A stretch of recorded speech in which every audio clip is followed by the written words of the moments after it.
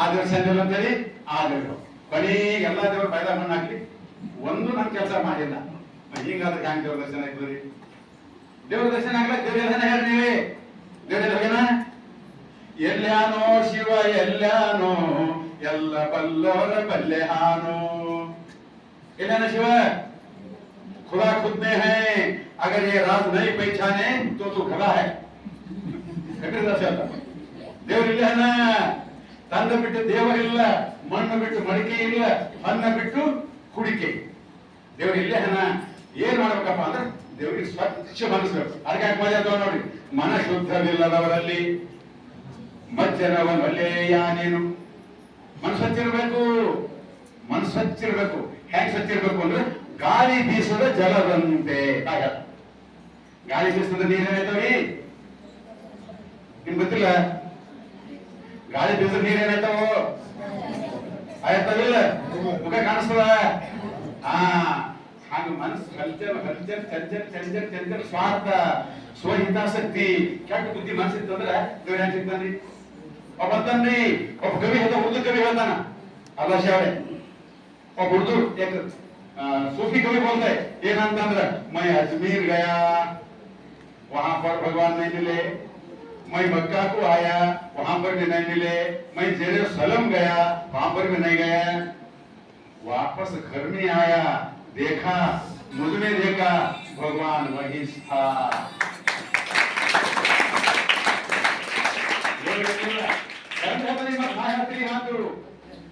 ಕಲ್ಲು ದೇವರಲ್ಲ, ಮಣ್ಣು ದೇವರಲ್ಲ, ಮರ ದೇವರಲ್ಲ, ಅಷ್ಟಾಶಕ್ತಿ ತೀರ್ಥಗಳಲ್ಲಿ ದೇವರಿಲ್ಲ.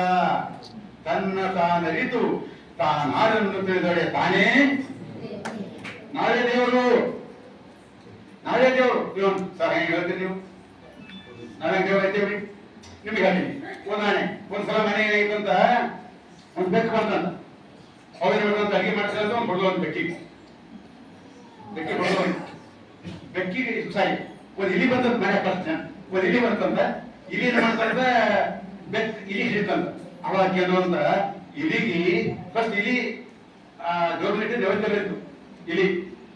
ಅವಾಗ ಕೆಲವರು ಈ ದೇವ್ರ ಮುಂದಿನ ನೈವೇದ್ಯ ಇಲಿ ತಿನ್ನೋದ್ರೆ ಇಲಿ ದೇವ್ರ ಅಂತ ಆಕಿ ಇಲಿ ಸಣ್ಣ ಮಾಡ್ತಾರೆ. ಅವಾಗ ಮರುದಿನ ಆಯ್ತಂತ ಇಲಿ ಒಂದ್ ಬೆಕ್ ಹಿಡಿತಂತ. ಈ ಇಲಿ ದೇವ್ರಿಲ್ಲ, ಬೆಕ್ ದೇವ್ರ ಬೆಕ್ಕಿ ಸಣ್ಣ ಮಾಡ್ತಾವ. ಮರುದಿನ ನಾಯಿ ಒಂದ್ ಬೆಕ್ಕಿ ಹಿಡಿತಂತ.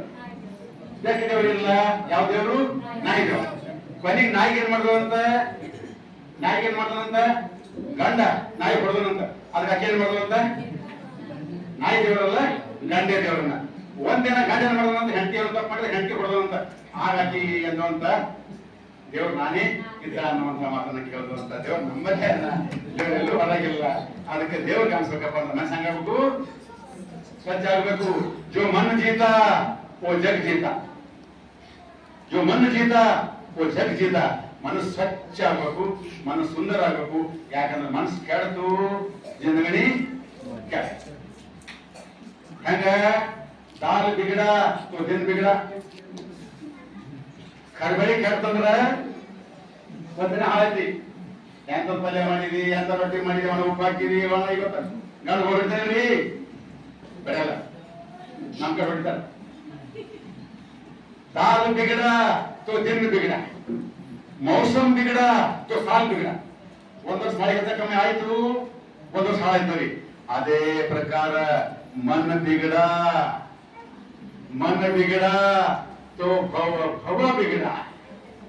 ಮನಸ್ಸು ಕೆಡ್ತು ಅಂದ್ರ ಜೀವನ ಕೆಟ್ಟೈತ್ರಿ. ಅದಕ್ಕೆ ಯಾವ ಚಲೋ ಇಟ್ಬೇಕ್ರಿ? ಎಲ್ಲರ ಚಲೋ ಯಾವ್ದ್ರಿ? ಕಣ್ಣು ಕಾರಣ ಅಲ್ಲ, ಕೈ ಕಾರಣ ಅಲ್ಲ, ದೇಹ ಯಾವ್ದು ಕಾರಣ ಅಲ್ಲ. ಕಾರಣ ಯಾವುದು? मन एव कारण मनुष्य, मन एव कारणं मनुष्यं कारणः ಬಂಧ ಮೋಕ್ಷ. ಎಲ್ಲ ಕಾರಣ ಮನಸ್ಸದ. ಅದಕ್ಕೆ ಮನಸ್ಸು ಚಲೋ ಇಟ್ಕೊರಿ ಅಂತ ಕೆಲಸ ಶರಣರು ಮಾಡಿದ್ರು. ಶರಣರ ಉದ್ದೇಶನೇ ಮನಸ್ಸು ಚಲೋ. ಮನಸ್ಸು ಚಲೋ ಆಯ್ತು, ಮನೆ ಚಲೋ ಆಯ್ತು. ಮನೆ ಚಲೋ ಆಯ್ತು, ಸಮಾಜ ಚಲೋ ಆಯ್ತು. ಸಮಾಜ ಚಂದ ಆಯ್ತು, ದೇಶ ಚಂದ. ನಾವೇನಂತೀವಿ? ಮನೆ ಕೆಡ್ತು, ಊರು ಕೆಡ್ತು, ದೇಶ ಕೆಡ್ತು. ದೇಶ ಕೆಡ್ತದ್ರಿ, ಮನಸ್ಸು ಕೆಡ್ತದ ಮೊದಲ. ಅದಕ್ಕೆ ಮನಸ್ಸು ತಿಳಿಯಾಗಬೇಕು. ಸೂರ್ಯ ಮೋಡ ಸ್ವಲ್ಪ ಸೂರ್ಯ ಕಾಣಿಸ್ತಾನೆ ಇಲ್ಲ ತಿಳಿದ್ರಿ? ಅದಕ್ಕೆ ಕನ್ನಡ ಸ್ವಚ್ಛ ಇರಬೇಕು. ಕನ್ನಡ ಮನಸ್ಸು ಸ್ವಚ್ಛ ಇರಬೇಕು. ಕನ್ನಡಿ ಬಾಳ್ತಿರಲ್ಲ, ಕನ್ನಡ ಎಲ್ಲ ಗೊತ್ತಿರಿ ಬಾಳ್ತಿರಲ್ರಿ. ಬಳಗಲ್ವ ಕನ್ನಡಿ ಹೆಂಗ ತೆಗೆದ್ರ ಆ ಮುಖ ಕಾಣಿಸ್ತದಲ್ಲ, ಹಂಗ ನೀರು ಗಾಳಿ ನಿಂತ ಹೆಂಗ ಚಂದ ಕಾಣಿಸ್ತದಲ್ಲ, ಯಾವ ಪ್ರಕಾರ ಸೂರ್ಯನ ಮೂಡಿಸೋದು ಅಂದ್ರೆ ಹೆಂಗ್ ಸೂರ್ಯ ಕಾಣಿಸ್ತಾನಲ್ಲ, ಹಂಗ ಮನಸ್ಸು ಸ್ವಚ್ಛ ಐತಂದ್ರ ದೇವರ ತಮ್ಮ ಕಾಣಿಸ್ತಾನ. ಎಲ್ಲಿ ಕಾಣಿಸ್ತಾನ? ಎಲ್ಲಿ ಕಾಣಿಸ್ತಾನ? ಹಾ, ನೋಡ್ಕೋಬೇಕು ಹೋಗಿ. ರೈತ ಅದಕ್ಕೆ ಇಲ್ಲಿಯವರೆಗೆ ಬಹಳ ಶಾಂತ ರೀತಿಯಿಂದ ಬಹಳ ಕುತೂಹಲದಿಂದ ಎಲ್ಲ ಕೇಳಿದ್ರಿ. ಅಪ್ಪ ನನಗೆ ಸಮಯ ಪಟ್ಟರು